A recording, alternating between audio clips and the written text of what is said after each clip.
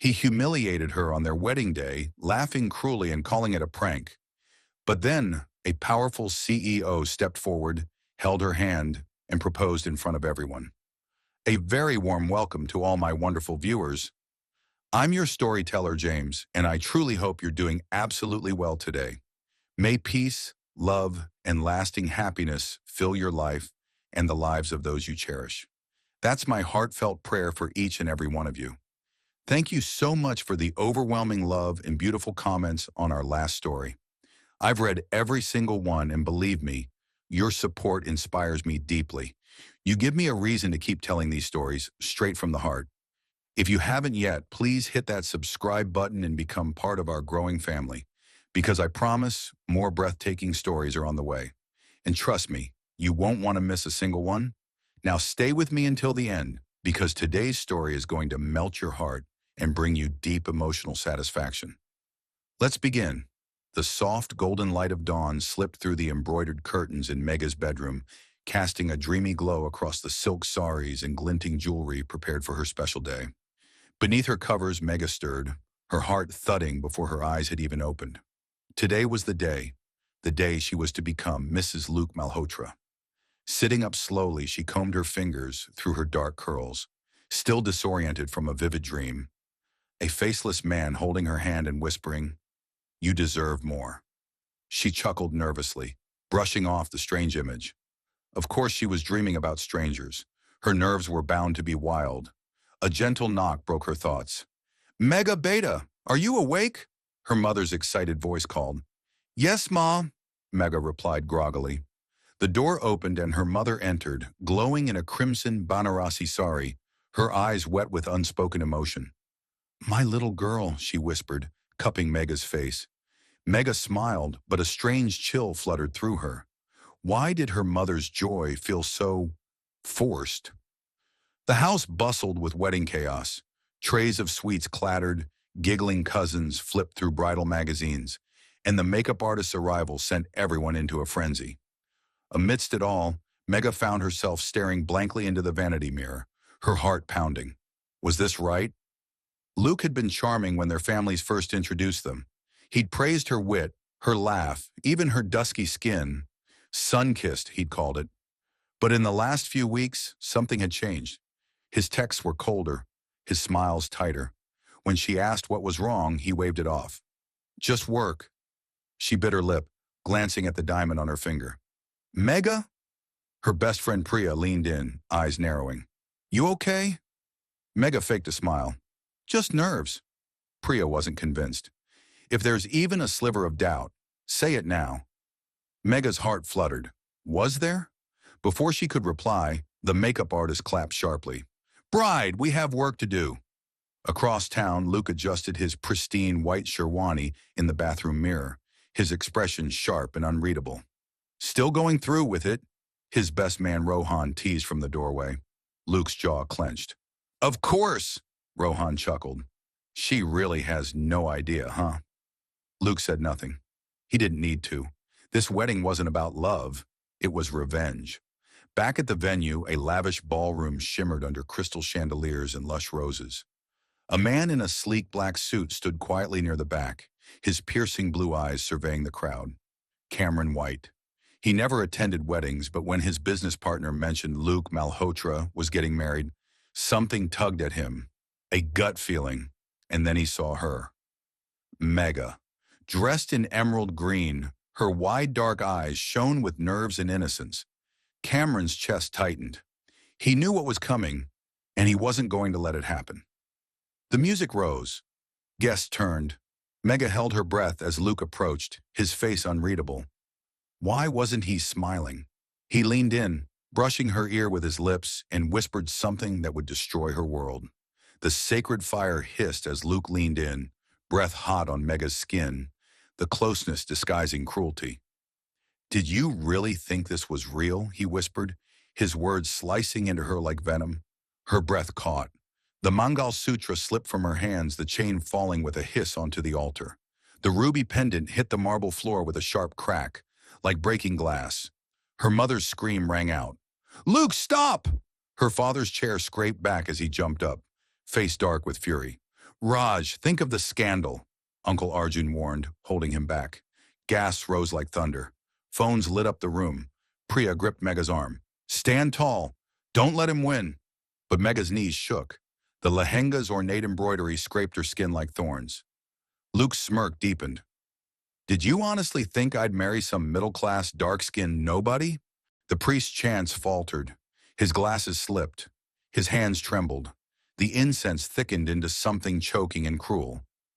Mega's vision swam as the truth detonated in her chest. This wasn't a wedding. It was a public execution. Her pulse thundered in her fingertips. The ceremonial dagger meant for cake now glinted in her father's hand as he lunged again. I'll kill you, Luke, he shouted. But then, a ripple, a hush. Murmurs rippled. Is that Cameron White? The crowd parted like the sea as a tall, broad-shouldered figure strode forward, each step silencing the chaos. Cameron's ice-blue eyes locked on Mega. Luke's smirk twitched. Enough, Cameron commanded. The word fell like a hammer. Silence. Cameron reached Mega, towering over her, shielding her from Luke. His fingers gently lifted her chin until her tear-blurred eyes met his. Something in those eyes. Why did they feel so familiar? Then he knelt. The crowd gasped as he produced a velvet box, opened it, and revealed a radiant diamond. Marry me instead, he said. 500 people inhaled at once. Mega's lips parted. She stared, first at him, then at Luke's stunned face, then her mother's trembling hands. The diamond sparkled in Cameron's outstretched palm. You were never his to break, he said, the words cutting through her shame like sunlight. For a suspended second, time held still. Then, Mega's fingers found his. Her voice trembled but didn't waver. Yes. The hall erupted. Flashes from every angle. Phones snapping every second. Did she just say yes? That's Cameron White. Mega's face burned, but Cameron's hand in hers grounded her, his thumb brushing slow reassurance on her skin. Her mother sobbed hysterically. Who is this man? Her father thundered. Get away from her!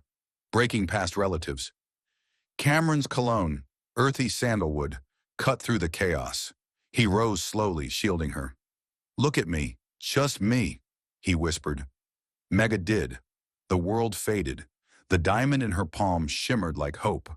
Luke's furious growl tore through the moment as he charged forward, but Cameron shifted calmly. Luke didn't reach her. Cameron's security appeared like shadows. One moved fast, twisting Luke's arm and pinning him down with professional ease. Touch her again and lose that hand, the man warned coldly. The crowd gasped again. Priya appeared, gripping Mega. Mega, who is he? Do you know him? But Mega's words caught like broken glass. Her memories twisted. Had she met him before? A gala? The monsoon charity event? His face, it haunted her. The sacred fire sputtered, protesting the blasphemy. The priest fumbled nervously. Cameron's breath warmed her ear. They'll never hurt you again, he promised, each word wrapping her like armor. The diamond sparkled, casting tiny rainbows on his sharp cheekbones as he turned to the crowd. This wedding will go on, with me as the groom. The room held its breath. Mega's father lunged again, then stopped. Cameron's eyes locked onto his. Sir, I'll explain everything, but let's save her dignity first.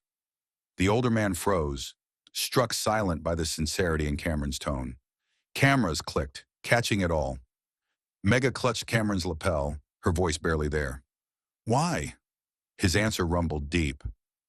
Because you smiled at me in the rain 2 years ago, and I've waited ever since to deserve you. The words hit like thunder. The memory flooded in. That rainy day at the college library. The stranger with an umbrella. Their eyes met, then he was gone. And now he was here, her savior. Cameron gently wiped her tears. No more crying, princess. The soft endearment made her shiver. The priest cleared his throat. The muhurat is now. His voice wavered. The crowd held its breath. Cameron took her hand and guided her to the altar. His touch was steady, gentle. The old garland lay crushed. Cameron motioned to an aide who returned swiftly with a fresh jasmine garland, pristine and perfect. Until I saw you fighting with that fire in your eyes, not for yourself, but for someone else. You weren't a pawn. You were a storm.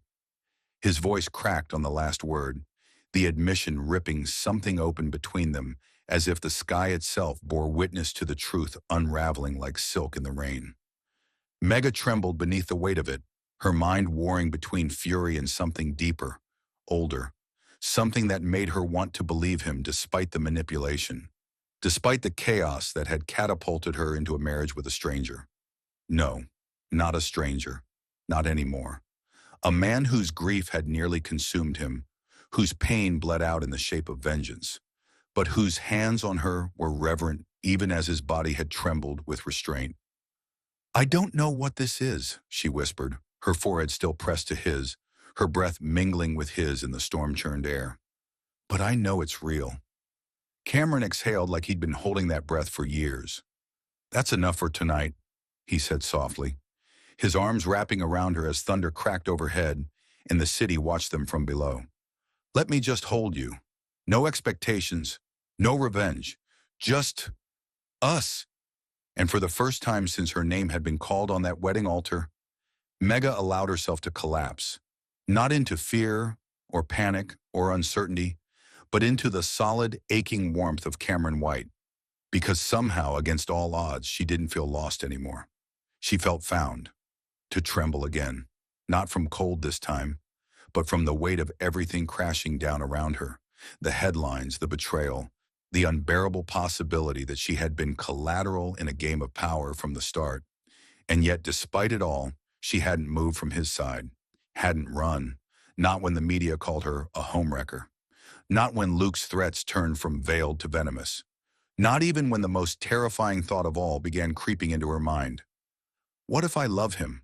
Behind her, the sound of footsteps softened against the hardwood floor, steady, measured. She didn't need to turn to know it was him. Cameron stopped just short of touching her, the charged air between them crackling like the storm outside. "You haven't asked," he said quietly, voice like gravel and thunder. She didn't answer right away. Her throat felt too tight. "Asked what?" she managed. "If I used you." That pulled her around, slowly, her spine straightening, heart thudding with a quiet, traitorous hope. "Did you?"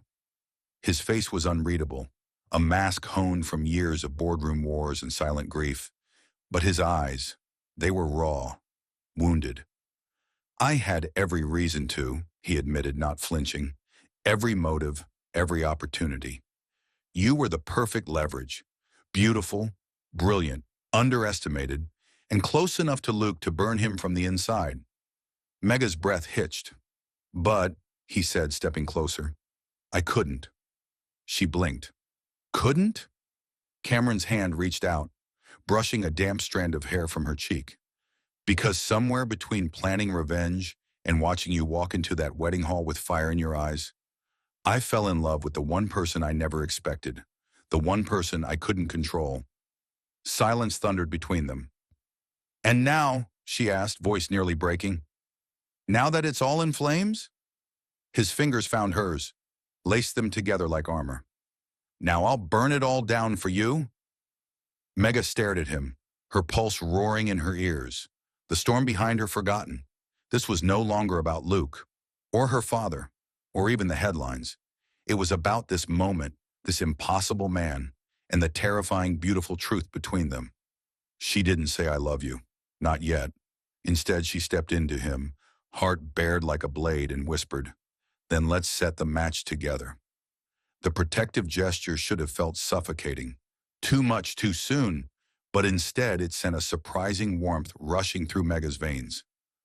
"What is it?" she whispered, watching as Cameron ended the call with a terse command to trace the signal. His storm-gray eyes were dark with barely leashed fury as he turned to face her. "They found the hacker," he said, voice tight. "Luke hired a tech firm.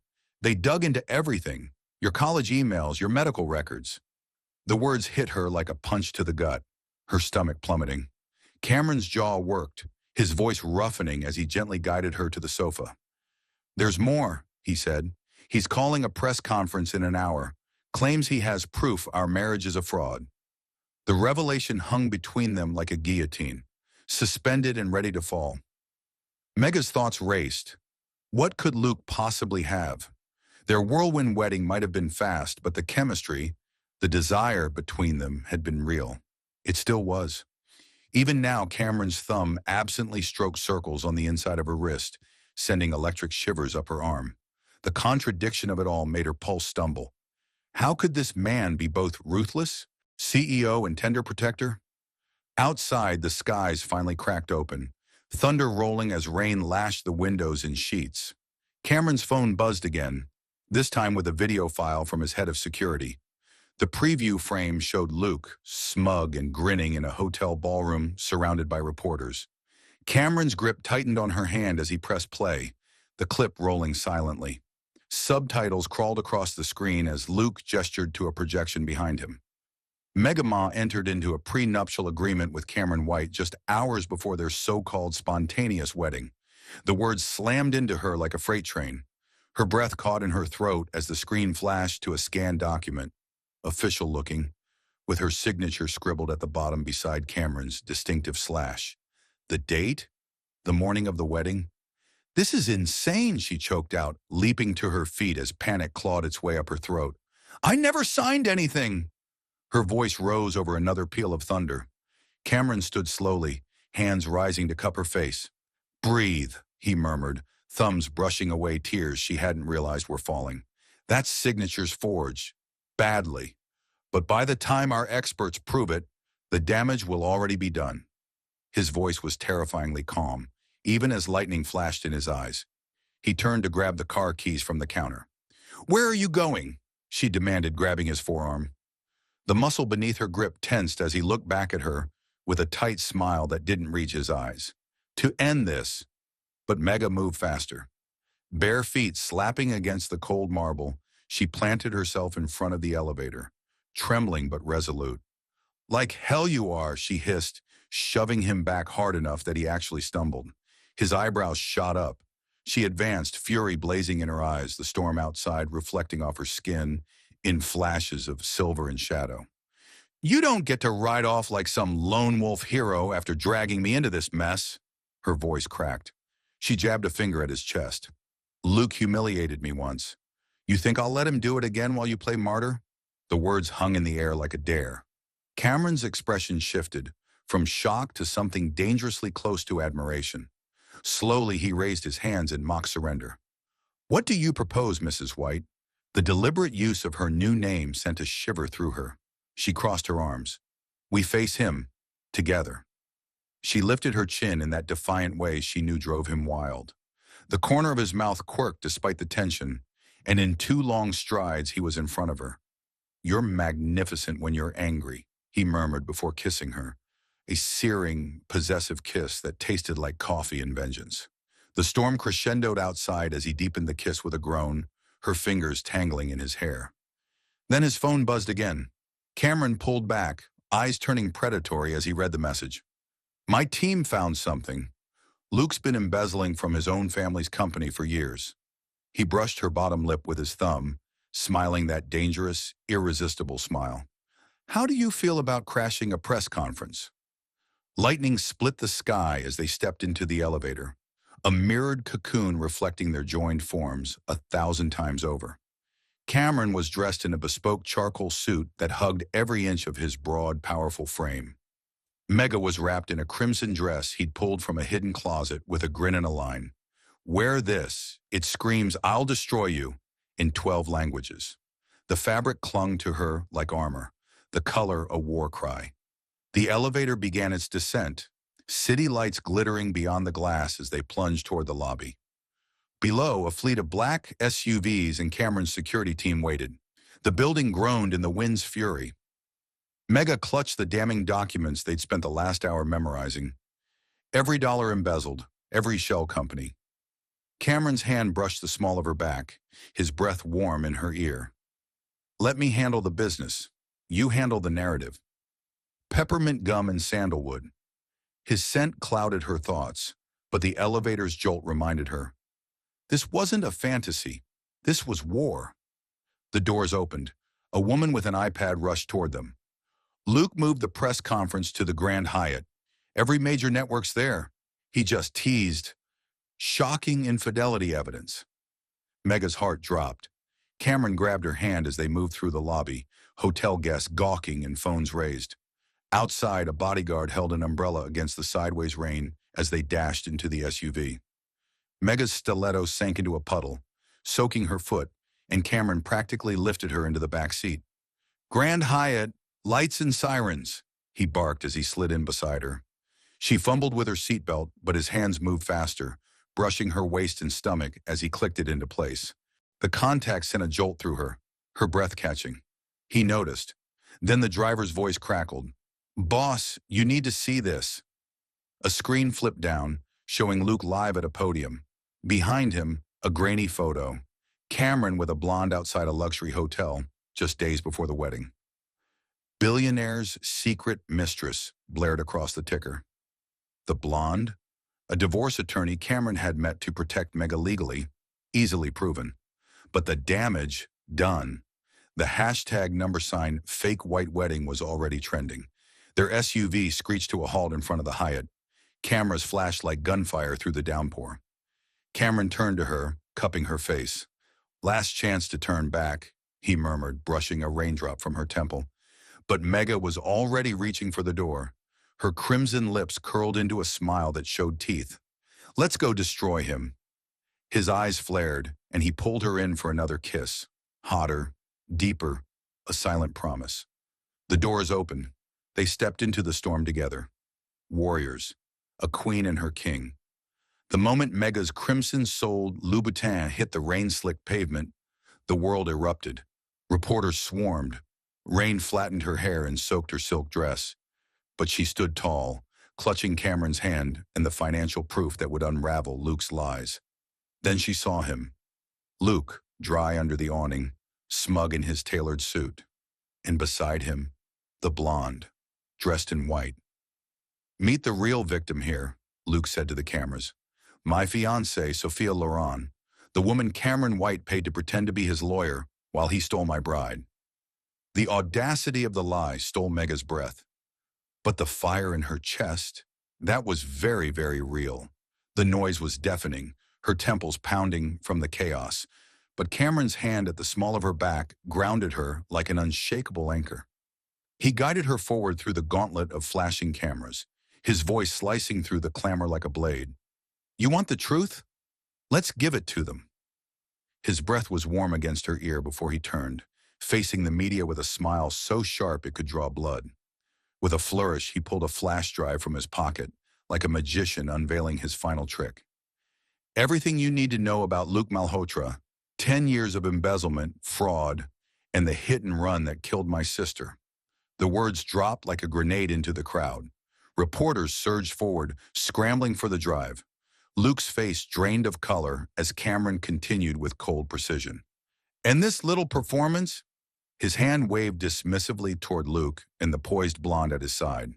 "Sophia Loren is indeed a lawyer, a specialist in prenups for wealthy grooms.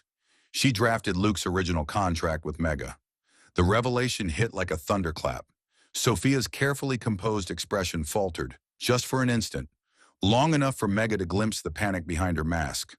Then Cameron delivered the final blow. He pulled out his phone and hit play. Luke's voice echoed, unmistakable and cruel. "Make sure the prenup leaves her with nothing when I dump her at the altar." The audio was crisp even over the drumming rain. The crowd gasped. Luke roared, lunging forward in a burst of rage, only to be intercepted by Cameron's security. A microphone stand crashed to the ground, feedback shrieking through the chaos. Everyone flinched, except Mega. She moved forward, her steps automatic. The documents in her hands fluttered as she reached the podium. Rain streamed down her face like tears, but her voice was steady. "I came here today to clear my name," she began, her fingers tightening around the papers. "But these documents prove something far more important." She lifted them higher. "Luke Malhotra isn't just a liar, he's a thief. He stole from his own family for years." The murmurs in the crowd swelled as she began to read aloud. Transaction after damning transaction. Her voice rose, growing louder, steadier, until she was shouting over the storm. Greed, betrayal, fraud. The numbers painted a portrait of corruption so vast it took the breath away. Luke writhed, screaming denials until a new voice cut through the maelstrom. Sophia. Her voice trembled but rang clear as she stepped forward, heels clicking on the wet pavement. It's true, she said. Luke paid me to fabricate the mistress story, to destroy Miss Ma's reputation. The crowd exploded. Photographers surged. Sophia held up her own phone.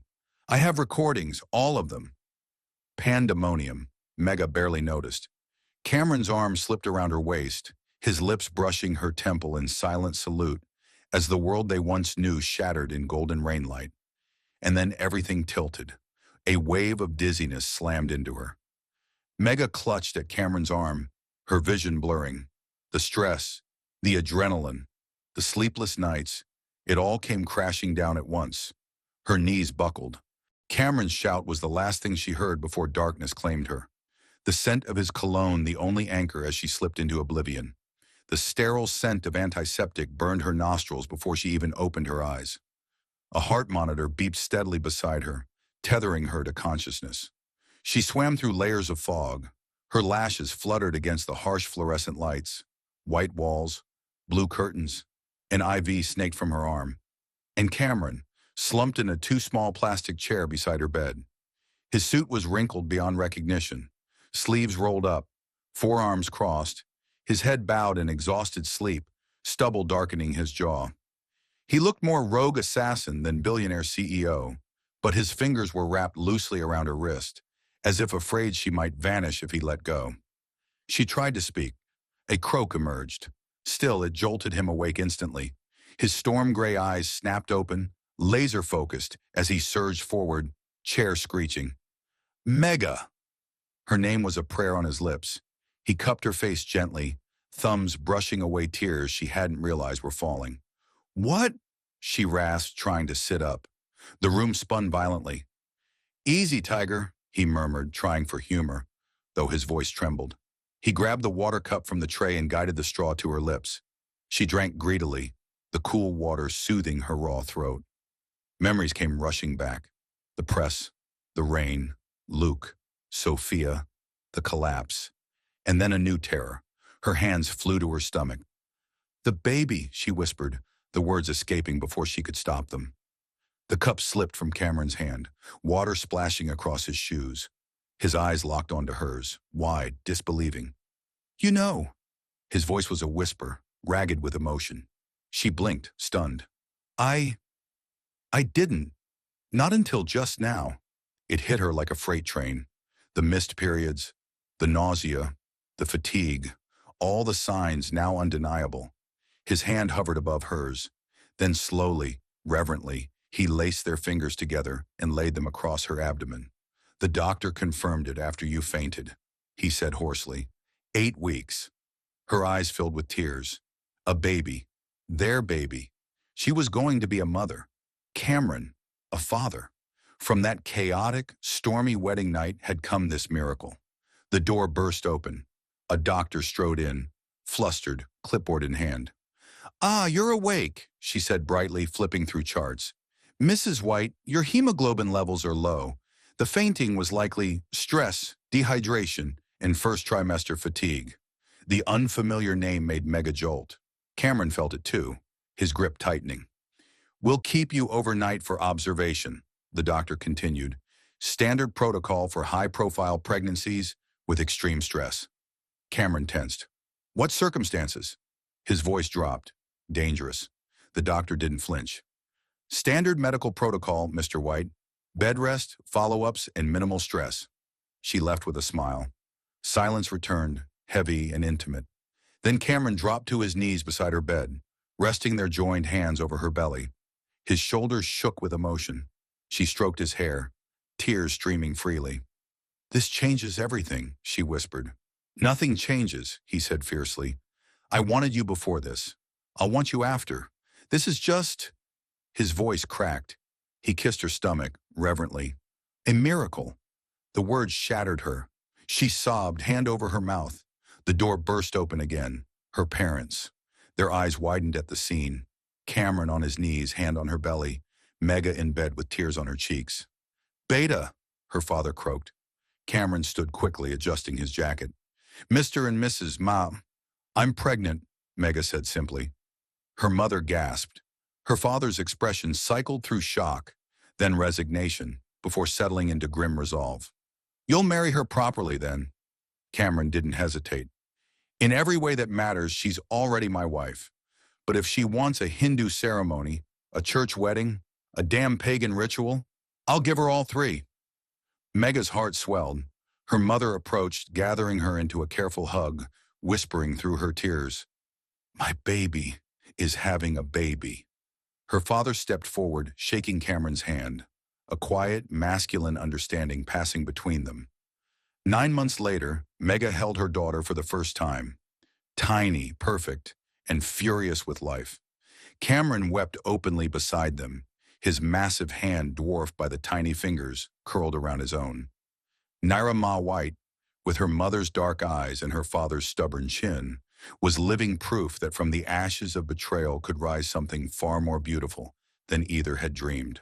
5 years of laughter, sleepless nights, boardroom battles, and whispered lullabies brought them to this moment. The White family's private jet sliced through the crisp alpine air toward the snow-dusted valleys of Switzerland. In the cabin, Naira squealed in delight, pressing her hands against the window. Mama! Papa! Look, real snow! Cameron unbuckled, kneeling beside her, his Tom Ford trousers crumpling as he pointed out the peaks with a quiet, patient voice he used only for their daughter. And Mega, her heart full, watched the two loves of her life, knowing without doubt this was the life they were meant to build, together. The engraved anniversary gift sparkled faintly on Mega's wrist, Cameron's token of love, etched with their daughter's name and birth date. She gazed at her two favorite people, bathed in morning light that streamed amber and gold through the airplane window. For a moment, everything felt suspended. Peace, survival, gratitude, until the pilot's voice crackled overhead. We're beginning our final descent. The seatbelt sign dinged ominously, and just like that, Naira decided it was the perfect moment to make a break for it. I want to see the cockpit, she declared, her tiny fingers fumbling at the buckle as she wriggled like an eel from her seat. Cameron moved with the speed only fatherhood and chasing this exact child across 3 continents could instill. He caught her mid-leap, one arm wrapped around her torso, the other braced against the cabin wall as the plane jolted with turbulence. Naira giggled, completely unfazed. You're both insane, Mega muttered, white-knuckling the armrest as she watched them, though her voice softened with affection. Cameron deposited the squirming bundle into her lap, where Naira's cold little feet pressed into her thighs. Are we there yet? Is this our castle? Where's my snowsuit? The questions fired off with prosecutorial intensity. The plane banked sharply, revealing their destination. A centuries-old chalet nestled among pines and glacial lakes. Its timbered balconies dusted in snow, a private ski lift glinting like something out of a Bond film. Cameron's latest modest vacation home had nearly sent his board into cardiac arrest when he announced he'd be working remotely for a month. But Mega knew the real reason behind this retreat. 10 years since Anna's death, and still Cameron couldn't sleep in the days leading up to the anniversary. The nightmares returned like clockwork, his 3 a.m. pacing in the penthouse, shirt sleeves rolled up to expose those jagged scars from that night. So she'd planned this entire trip, the chalet, the child-sized skis, the Michelin-starred chef who could recreate Anna's favorite dessert. As the wheels touched down with unexpected gentleness, Mega's fingers found Cameron's. Their eyes met over Naira's head. No words, just the press of his hand, saying everything. We're here! We're here! We're here! Naira screamed, fists pumping with victory as the cabin doors opened to a crisp alpine breeze. Pine, wood smoke, magic. The chalet staff stood in formation on the tarmac in traditional Swiss dress as Naira nearly tumbled down the stairs in her rush. Cameron caught her midair, an arm around Mega's waist as he kissed her temple. Thank you, he whispered, voice thick. Happy anniversary, my love, Mega murmured back, the sound of Naira's laughter echoing into the snow-bright valley. Inside, the great room smelled of old cedar and fresh Kugelhof. Mega curled into an overstuffed armchair by the fire, her grandmother's shawl draped over her shoulders. Naira twirled across an antique Persian rug, clinging to a hand-carved wooden bear from the airport. Her snowsuit lay discarded by the door, post-sledding exhaustion setting in. "Papa, I'm starving like a wolf," she declared, collapsing dramatically at his feet. Cameron chuckled, setting aside the financial reports he'd been pretending to read. He lifted her easily, forearms taut beneath rolled-up sleeves, silver glinting in his temples, that hadn't been there 5 years ago when they'd met. "Then we'd better feed our little wolf before she eats me instead." Her squeals rang out as he slung her over his shoulder and carried her into the kitchen, where the smell of raclette made Mega's stomach grumble. She rose, pausing by the mantel to straighten the framed photo from their Maui vow renewal. The three of them, tangled in laughter, sunlight, and love. Then her phone vibrated. An unfamiliar Swiss number flashed on the screen. "Hello?" she answered. A clipped male voice, rapid German, something about a delivery at the gate. Then the line went dead. Unease crawled up her spine. She stepped into the kitchen, Cameron helping Naira layer potatoes and cheese onto her plate, the chef watching with a smile. So normal. Too normal. Until the chalet's landline rang. "I'll get it," Naira yelled, leaping off Cameron's lap before they could stop her. "Naira, wait," Mega called, but her daughter had already vanished down the hall. "Papa, there's a big box at the door." Cameron's knife hit the counter with a clatter as he strode after her. Mega followed, heart pounding. In the study, a massive, ornate crate sat on the desk. It was nearly as tall as Naira, carved with floral patterns and sealed with iron hinges. No shipping label, no return address. "Who delivered this?" Cameron snapped at the house manager, who had just appeared. "No one," the man replied, frowning. "Security logs show nothing." "It's pretty," Naira whispered, pressing her hands to the wood. "Can we open it? Please, please, please." Cameron circled the crate, eyes narrowed, until he spotted a tiny emblem near the base, burned into the wood. LM Mega's stomach dropped. Her hand clamped around Naira's. "Luke," she breathed. Cameron's head snapped up, eyes dark and storming. "Take Naira upstairs," he said, voice low and lethal. The house manager reached for the phone to call security. "But Mama, my present," Naira whimpered. Mega didn't answer. She gathered her daughter and turned for the stairs, but not before she saw Cameron wedge the fireplace poker into the crate's lid. Wood groaned as it gave way. No bomb, no severed head, just a music box, rosewood and mother of pearl.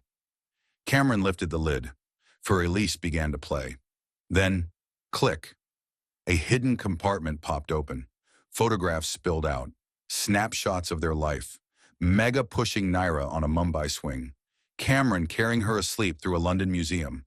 Boarding this jet, every moment. Documented. Stolen. The last photo landed face up. Luke Malhotra, a prison release form. Stamped. 13 days ago. Mega's breath caught. 13 days. The same span as the wrong number calls. The man at Naira's ballet class. The break-in at Cameron's office when nothing was stolen, except a photo album flipped open to the crash site. The music box whirred again.